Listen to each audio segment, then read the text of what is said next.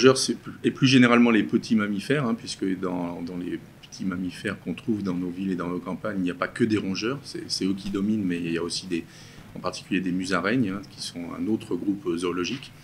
Mais bon, si on en reste aux rongeurs qui sont effectivement dominants dans ces communautés-là, ben les rongeurs des villes africaines, parce qu'encore une fois, il faut distinguer les rongeurs qui sont dans les campagnes et les rongeurs qui sont dans les villes.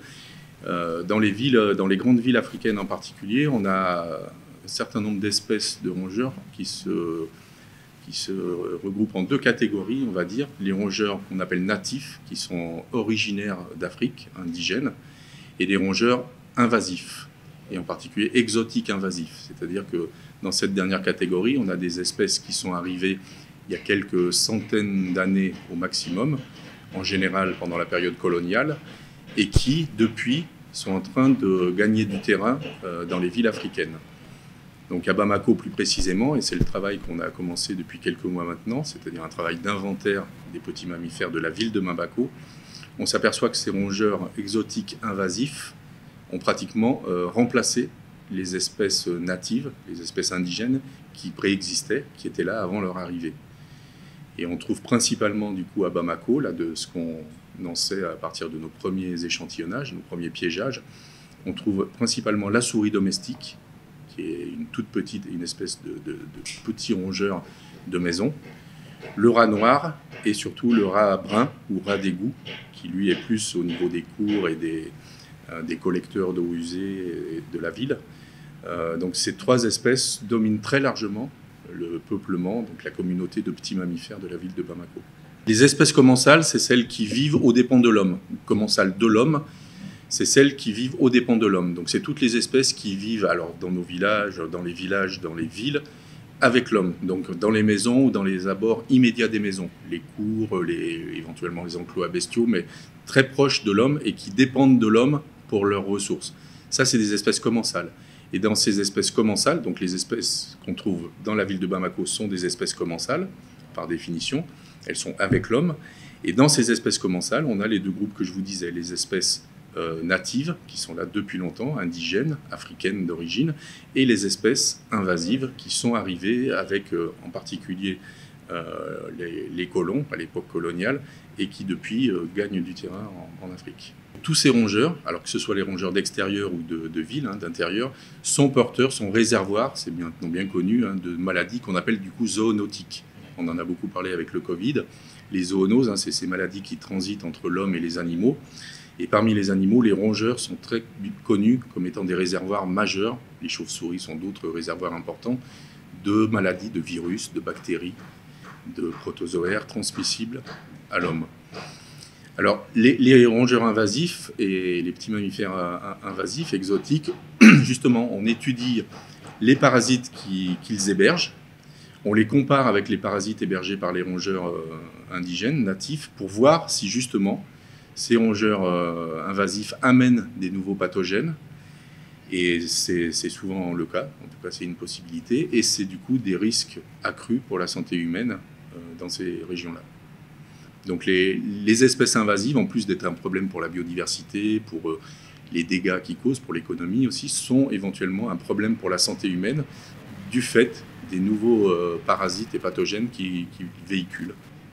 Les espèces locales, elles ont quasiment, encore une fois, ça a été une de mes surprises en arrivant, en commençant ce travail à Bamako il y a quelques mois, c'est de me rendre compte que les espèces locales dans les communes du district de Bamako ont quasiment disparu des maisons. C'est-à-dire qu'on trouve, pour vous donner un nom, le rongeur commensal natif principal dans la sous-région, même en Afrique de l'Ouest, s'appelle Mastomys natalensis.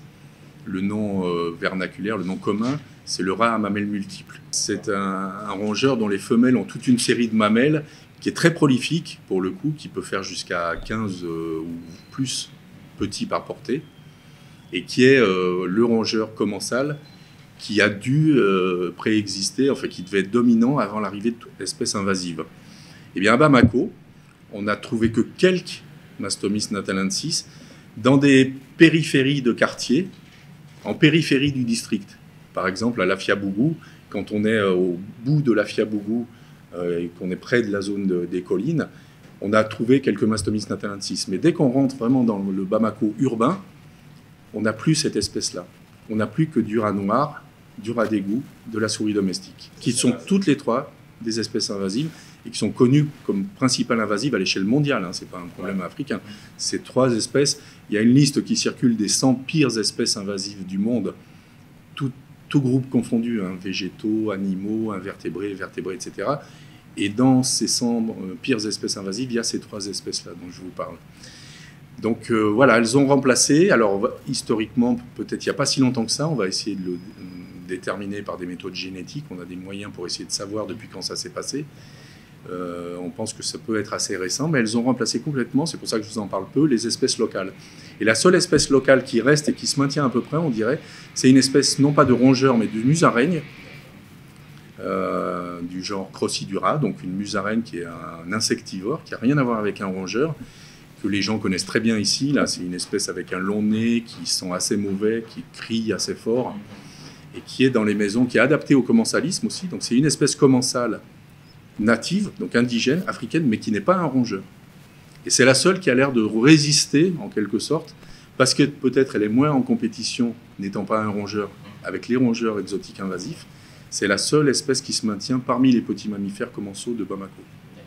La plupart des espèces de mammifères sont réservoirs de pathogènes. On n'a pas encore fait cette comparaison à Bamako, mais dans un certain nombre de situations, au Bénin, des collègues l'ont fait, au Niger, au Sénégal, on a fait pas mal de choses aussi. Et on a trouvé effectivement des cortèges de parasites qui peuvent être un peu différents entre espèces natives et invasives, mais ce qui se passe à un moment donné, c'est qu'il peut y avoir du partage d'espèces, c'est-à-dire que les espèces invasives qui arrivent avec leurs pathogènes, ces pathogènes peuvent passer aux espèces natives. Donc il peut y avoir aussi des mélanges de parasites à partir du moment où les espèces invasives arrivent. Il y a aussi des espèces spécifiques de chaque groupe, et les espèces invasives peuvent apporter certaines bactéries qu'on a trouvées par exemple avec elles et qui peuvent être pathogènes pour l'homme. Après, il y a un fond de toute façon de maladies, vous connaissez probablement la leptospirose. C'est une maladie d'origine bactérienne dont les rongeurs sont réservoirs et qui fait des affections humaines très, très répétées. Les schistosomiases, les bilharzioses aussi, les rongeurs font partie des réservoirs animaux de la bilharziose. Et après, il y a des bilharzioses humaines et des bilharzioses du bétail qui provoquent des maladies. Chez l'homme, il y a une version urinaire et une version viscérale de la bilharziose qui peuvent être assez graves et mener à la mort. Vous avez peut-être entendu parler du virus de Lassa, qui est un virus qui a flambé en Guinée à un moment donné. Il y a quelques cas au Mali de loin en loin. Le réservoir principal, c'est Mastomys natalensis dont je vous parle. Et pour le coup, c'est une espèce native, parce que c'est un virus probablement d'origine africaine qui a évolué en Afrique depuis longtemps et dont le réservoir principal est un rongeur africain. Mais les rongeurs invasifs, encore une fois, amènent avec eux d'autres pathogènes, des pathogènes européens à l'origine ou asiatiques, et tout ça fait des pathogènes en plus pour l'homme. J'ai beaucoup participé à des programmes sur la borréliose. La borréliose, c'est donc ce qu'on appelle la fièvre récurrente à tiques. Donc c'est une maladie dont les rongeurs sont réservoirs. Dans les terriers des rongeurs en question, il y a des tiques qui ne sont pas fixées aux rongeurs de façon permanente, mais qui de temps en temps viennent faire un repas de sang sur le rongeur, se fixent et sucent le sang du rongeur, prélèvent comme ça les borrelia, qui sont des parasites, des bactéries pathogènes, et passent, comme quand ça se passe dans un village ou dans des zones agricoles, chez l'homme, elles piquent l'homme et elles transmettent la borréliose à l'homme. Donc voilà, on a fait beaucoup de programmes avec une équipe qui était spécialisée, beaucoup de recherches avec une équipe spécialisée dans la borréliose, et on a comme ça identifié plusieurs espèces de rongeurs dont on a mis en évidence qu'elles étaient réservoirs de la borréliose au Sénégal. Voilà. Il y a toutes les chances que ça soit. Il y a même eu des recherches par cette même équipe au Mali, et on a des données au Mali aussi qui sont plus anciennes sur des rongeurs du Mali réservoirs de borréliose. Il y a quelques recommandations assez simples qu'on peut d'ores et déjà faire aux gens pour qu'ils limitent un petit peu la présence et puis les dégâts liés aux rongeurs. Encore une fois, c'est des choses qui ont trait au rangement.